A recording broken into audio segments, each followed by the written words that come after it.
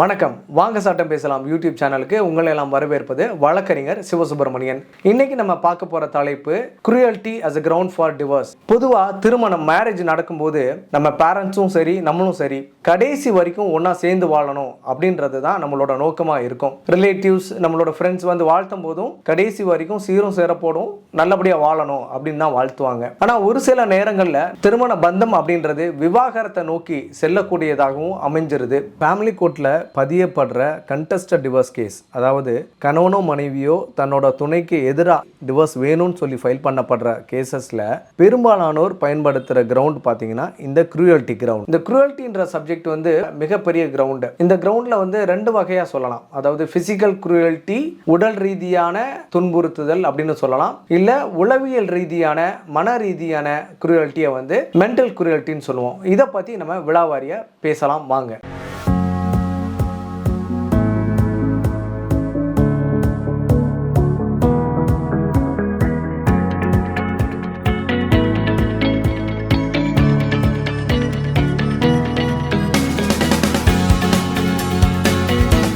இந்த க்ரூயல்ட்டி கிரவுண்டை, அதாவது கொடுமைப்படுத்துதல் இல்லை சித்திரவதை செய்தல் அப்படின்ற கிரவுண்டை நம்ம ஷார்ட்டாக ஈஸியாக டிஃபைன் பண்ணிட முடியாது. ஏன்னா க்ரூயல்ட்டின்றது ஃபிசிக்கலாக மட்டும்தான் இருக்கணும்னு அவசியம் இல்லை. க்ரூயல்ட்டின்றது ஃபிசிக்கலாகவும் இருக்கலாம், மென்டல் க்ரூயல்ட்டியாகவும் இருக்கலாம். இந்த ரெண்டு க்ரூயல்ட்டியில் ஃபிசிக்கல் க்ரூயல்ட்டியை எஸ்டாப்ளிஷ் பண்ணுறது இல்லை ப்ரூவ் பண்ணுறது கொஞ்சம் சுலபம். ஆனால் இந்த மென்டல் க்ரூயல்ட்டி இருக்கு பாருங்க, அதை எஸ்டாப்ளிஷ் பண்ணுறது ரொம்ப கஷ்டம். ஸோ அதுக்கு ஸ்ட்ரெயிட் ஜாக்கெட் ஃபார்முலான்னு எதுவும் கிடையாது.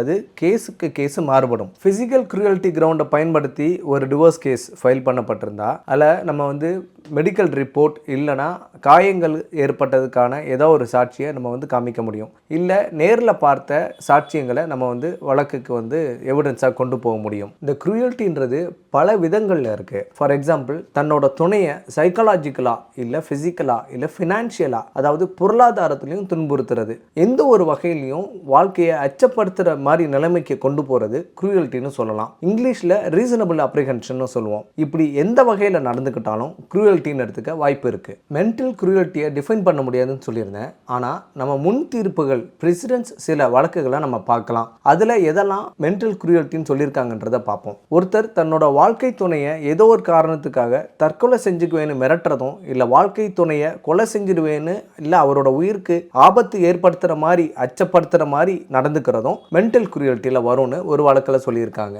ஒரு கேஸில் ஒய்ஃப் அவங்களோட ஹஸ்பண்டை அவரோட அப்பா அம்மா கூட இருக்கக்கூடாது, தன்னோட தனிக்குடித்தனம் மட்டும்தான் இருக்கணும், அப்படி இல்லைனா வாழ மாட்டேன்னு சொல்றதும் மென்டல் க்ரூயல்ட்டின்னு சொல்றாங்க. இல்ல கணவனோட அப்பா அம்மாவுக்கு இல்ல அவங்களோட சொந்தக்காரங்களுக்கு உதவி செய்யக்கூடாது அப்படின்னு சொல்லி கட்டாயப்படுத்துறதும் மென்டல் க்ரூயல்ட்டியில் வரும்னு சொல்றாங்க. இன்னொரு பிரசிடென்ட்ஸ்ல என்ன சொல்றாங்கன்னா, கணவன் மனைவியோட நடத்தையை பத்தியோ இல்ல கேரக்டரை பத்தியோ இல்லை மனைவி கணவனை பற்றியோ சந்தேகத்தின் பேரில் பிரச்சனை பண்ணுறதும் அசிங்கப்படுத்துறதும், இல்லை ஃப்ரெண்ட்ஸ் ரிலேட்டிவ்ஸ் மத்தியில் இல்லை வேலை செய்கிற இடத்துல இப்படி எங்கே அவதூறு பரப்புனாலும் அதுவும் க்ரூயல்ட்டியில் வரும்னு சொல்கிறாங்க. க்ரூயல்ட்டி கிரவுண்டுக்கு ஒரு உதாரணம் சொல்லணும்னா, மனைவி கணவன் மீது பொய்யான வழக்குகளை பதிவு செய்கிறது. அதாவது வரதட்சணையே கேட்டிருக்க மாட்டார், ஆனால் வரதட்சணை கொடுமைன்னு ஒரு கேஸ் போடுறது, இல்லை குடும்ப வன்முறை நடந்திருக்காது ஆனால் டொமஸ்டிக் வயலன்ஸ் கேஸ்னு ஒன்று போடுறது, இல்லை எஃப்ஐஆர் 498A போடுறது, ஹராஸ்மெண்ட் அப்படின்னு போடுறது. இந்த மாதிரி ஏதாவது ஒரு கேஸ் போட்டு அது பொய்னு நிரூபணமானால் அது வந்து மென்டல் க்ரூயல்ட்டி கிரவுண்டில் ஹஸ்பண்ட் வந்து மனைவி மீது தாக்கல் செய்ய முடியும். ஃபினான்ஷியல் ப்ரெஷர் இல்லை பொருளாதார ரீதியாக வரதட்சணை கொடுமை, இதையும் வந்து ஃபினான்ஷியல் க்ரூயல்ட்டியும் மென்டல் க்ரூயல்ட்டின்னு சொல்லுவாங்க. அது இல்லாமல் மனைவி சம்பாதிப்பாங்க, அவங்களோட பொருளாதாரத்தை கெடுக்கிற வகையில் இல்லை அந்த பொருளாதாரத்தை தடுக்கிற விதமாக செயல்படுறதையும் இந்த மென்டல் க்ரூயல்ட்டியில் எடுத்துக்குவாங்க. திருமண பந்தத்துக்கு பிறகு இல்லற வாழ்க்கைக்கு ஒத்துழைக்காமல் இருந்தாலோ இல்லை உடன்படாமல் இருந்தாலோ அதை க்ரூயல்ட்டி கிரவுண்டில் எடுத்துக்குவாங்க. தனக்கு செக்ஷுவலி டிரான்ஸ்மிட்டட் டிசீஸ், அதாவது எளிதில் தொற்றக்கூடிய பால்வினை நோய் இருக்குன்றதை தெரிஞ்சும் அதை மறைச்சு தன்னுடைய துணைக்கும் செக்ஷுவல் ஆக்ட் மூலமா அந்த நோயை தொற்றை ஏற்படுத்தி இருந்தா அதுவும் க்ரூயல்ட்டியில் வரும்னு ஒரு வழக்கில் சொல்லியிருக்காங்க. இந்த மாதிரி பல முன் தீர்ப்புகள் பல காரணங்களுக்காக க்ரூயல்ட்டி கிரவுண்டை எஸ்டாப்ளிஷ் பண்ணி கொடுத்துருக்காங்க. ஸோ நான் ஏற்கனவே சொன்ன மாதிரி க்ரூயல்ட்டி கிரவுண்டுக்கு ஒரு டெஃபினேஷன் கிடையாது. பட் ஏற்கனவே கொடுத்துருக்கிற முன் தீர்ப்புகளும் உங்களுடைய வழக்கும் ஒத்து போதா அப்படின்றத பார்த்து நம்ம கேஸை ப்ரூவ் பண்ணலாம். பண்ண முடியும். இது இல்லாம குரூயல்டி கிரவுண்ட்ல ஃபைல் பண்றவங்க தெரிஞ்சுக்க வேண்டிய முக்கியமான விஷயம் என்னன்னா, இந்த குரூயல்டி கிரவுண்டை மட்டுமே அடிப்படையா வச்சு டிவோர்ஸ் கேஸ் ஃபைல் பண்ணியிருந்தீங்க அப்படின்னா ரெஸ்பாண்டன்ட் செய்த குரூயல்டி ஆக்டை நீங்க மன்னிச்சிட்டதா எங்கேயும் சொல்லக்கூடாது. குறிப்பா பெட்டிஷன், டிவோர்ஸ் பெட்டிஷன்ல உங்க அட்வொகேட் வந்து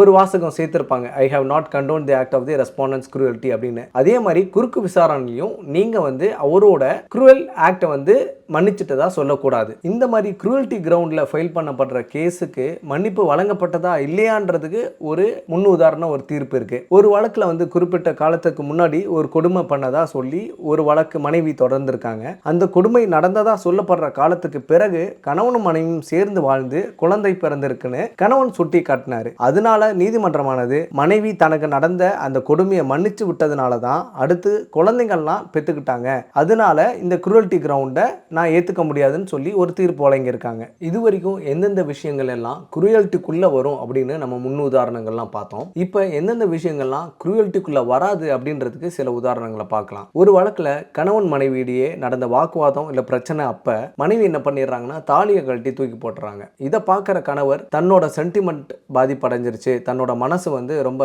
கஷ்டமாயிடுச்சு அப்படின்னு சொல்லி குரூயல்டி கிரவுண்டில் கேஸ் போடுறாரு. ஆனால் நீதிமன்றம் என்ன சொல்கிறாங்கன்னா, இந்த மாதிரி சண்டை சச்சரவில் சடன் ப்ரொவோகேஷன் கோபத்தில் காட்டுற வெளிப்பாடுகள் எல்லாத்தையுமே வந்து கொடுமைன்னு ஏற்றுக்க முடியாதுன்னு சொல்லி கேஸை டிஸ்மிஸ் பண்ணிடுறாங்க. அதே மாதிரி ஒரு கேஸில் மனைவி என்ன பண்ணுறாங்கன்னா, கணவன் வந்து தன்னையும் இன்னொரு நபரையும் பொய்யான தொடர்பு இருக்கு அப்படின்னு சொல்லி எல்லாருக்கிட்டையும் அசிங்கப்படுத்துறாரு, இது வந்து குரூயல்டி அப்படின்னு சொல்லி கேஸ் ஃபைல் பண்ணுறாங்க. ஆனால் கணவன் வந்து இல்லை அவங்களுக்குள்ள இருக்கிற தொடர்பு உண்மைதான்னு அவர் வந்து ப்ரூஃபோட எடுத்து காமிச்சிடறாரு. இதையும் வந்து என்ன பண்ணிடுறாங்கன்னா, உண்மை வந்து டிஃபமேஷனில் வராது, ஸோ டிஃபமேஷனே இல்லைங்கும் போது குரூயல்டி இல்லை அப்படின்னு சொல்லி அந்த கேஸையும் டிஸ்மிஸ் பண்ணிடுறாங்க நீதிமன்றம். விவாகரத்துக்கான குரூயல்டி கிரவுண்டை பற்றி நம்ம தெளிவாக பார்த்துருப்போம். இதில் உங்களுக்கு ஏதாவது கேள்விகள் இருந்தால் நீங்கள் தாராளமாக கமெண்ட்ஸில் தெரியப்படுத்தலாம். மீண்டும் ஒரு பதிவில் சந்திப்போம். நன்றி, வணக்கம்.